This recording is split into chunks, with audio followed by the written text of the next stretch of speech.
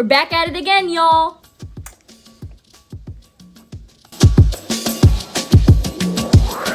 Hey guys, it's Kennedy and welcome back to my channel. And Holly says hi too. If you haven't met her yet, this is my little puppy Holly. She kind of stinks right now though because it's raining outside. And she went out in the rain to go to the bathroom and now she's in here and she's getting me all wet now because she's wet. Today, I'm going to be reacting to my Universal Ballet Competition Atlanta performances. We've done a few of these videos in the past. They're always super fun to make, and if you haven't seen those yet, I'll make sure to link them in description. This is my third time competing at the Universal Ballet Competition in Atlanta, but I've been to more Universal Ballet competitions because my studio always goes to UBC. Go to Pittsburgh and Atlanta every year. And they're also doing Jacksonville, Florida, but I'm not going to be able to do it because I'll be in New York, New York. I really like Universal Ballet Competition. I think it's a really fun experience. The judges are always super good. The teachers are always good. The classes are super fun. And I like kind of with their like contemporary, since I really love contemporary. It has some modern aspects in it, but it's also, their classes are just really fun to take. And the competition is always fun with like friends and like the places that they choose is kind of fun to explore sometimes. So overall, it's a really great competition. The next vlog, hey Pookie. The next vlog is going to be my full time at Universal Ballet Competition in Atlanta. Spoiler alert, we stayed at the Ritz-Carlton. So make sure to subscribe so you know when that video comes out. Ballet competitions and normal kind of just like all style competitions are really, really different. They differ in a lot of ways because at ballet competitions, I think they judge a lot harder and it's more about technique more than being flashy, and it really depends on which judges you get at normal competitions. Like some judges really like turns, some judges really like jazz and tap and stuff. So in normal competitions sometimes it tends to favor on like what the judge personally feels or what they like, but I feel like with ballet competitions they definitely judge a little bit harder. It's definitely just different for me because if I took my contemporary solo to a normal competition, they'd be like, oh yeah, that's great, lovely, because it has like a bunch of turns and it's like kind of flashy a little bit. But when I take it to a ballet competition, sometimes it doesn't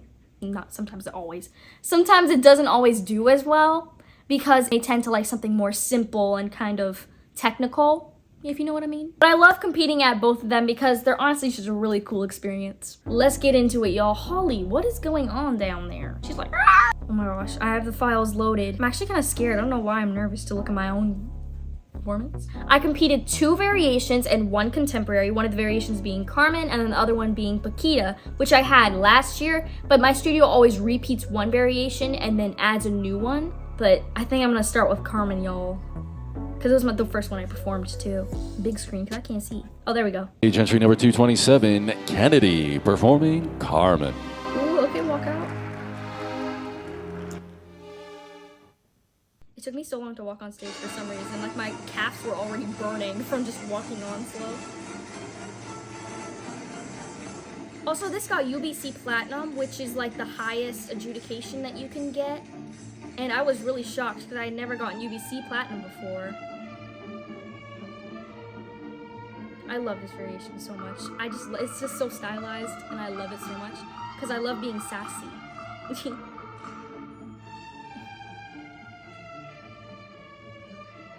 Overall, I think in this variation, I can like work on my feet a little bit more because I'm kind of bouncy here. I'm like,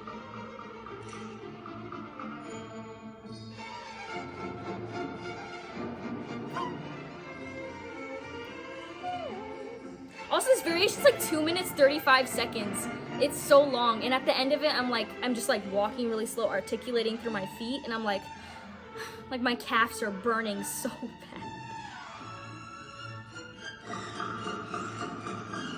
I think I can be a little more turned out there. Ooh, my turnout was good on that though. On that little like fourth. This part I almost tripped. Like you can see, like I almost fell. It's like the most prominent part of the dance and I almost fell. Okay, emotion.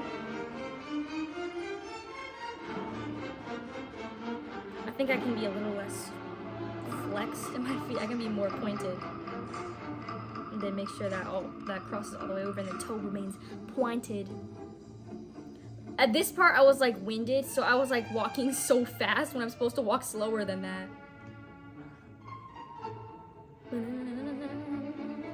I also almost tripped in that part. I was like,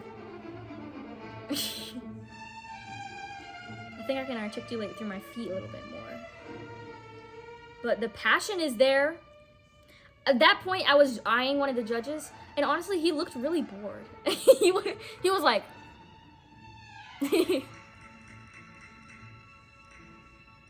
They must have liked it, I guess, though, to give it UBC Black. That was my first time putting that variation on stage. Pretty proud. I did it when I was 9.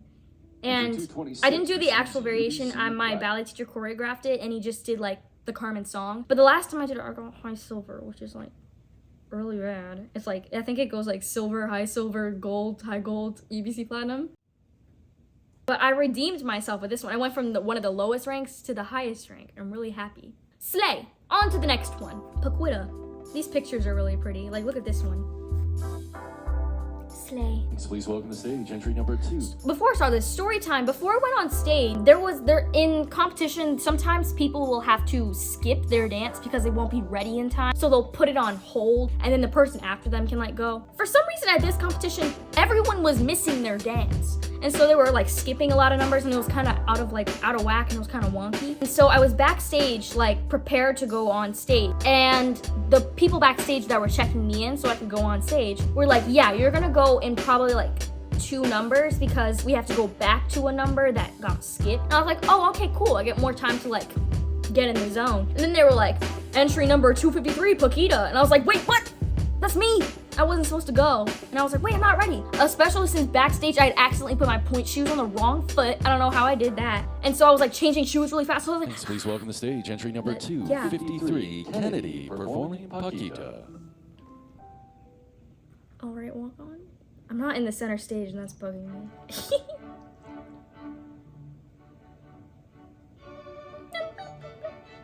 I think I can point my foot before that because when it's like flat, it looks incomplete. That little made a really pretty picture with the tutus like up. It looks cute. I think I can be just more turned out in this, especially at the end when we get to like the ballet section where I'm just like, and it's just like pure turnout. I think that's what gets me every time with this variation. Just working on turnout. It's my biggest issue.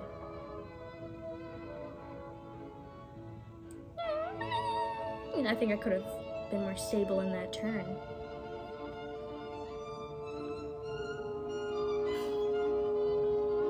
The walking has gotten better though, because last year I was like the SpongeBob shoe sound. This is what messes me up because I won't be as turned out as I need to be, because it gets more parallel as time goes on. It's like, and I wasn't on timing.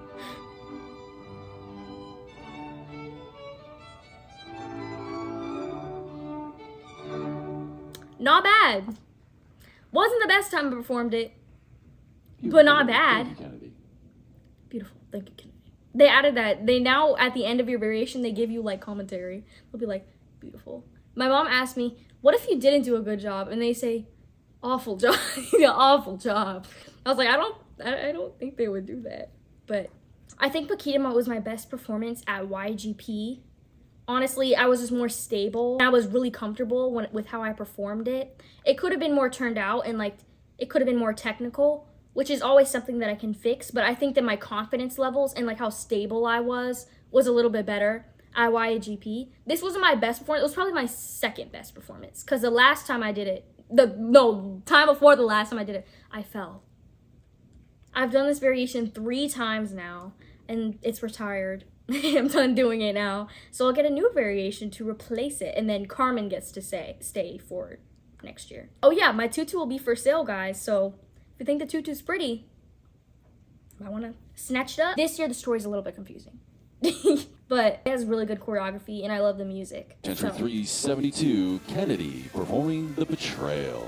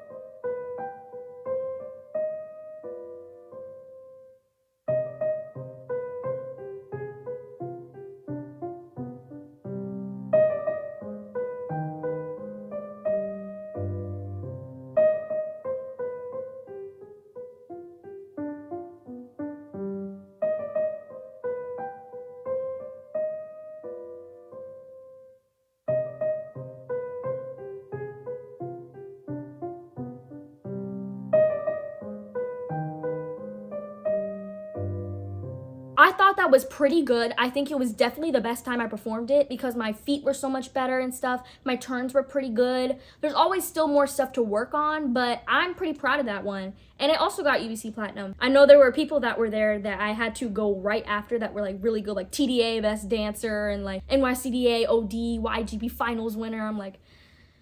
I was like, oh no. But I ended up placing up there, and I'm really happy standing up there in the line next to the people that I'm really inspired by. I'm pretty sure the contemporary got 13th and Carmen got 12th? Did it get 12th? Or did I mix them up? I think I'm right.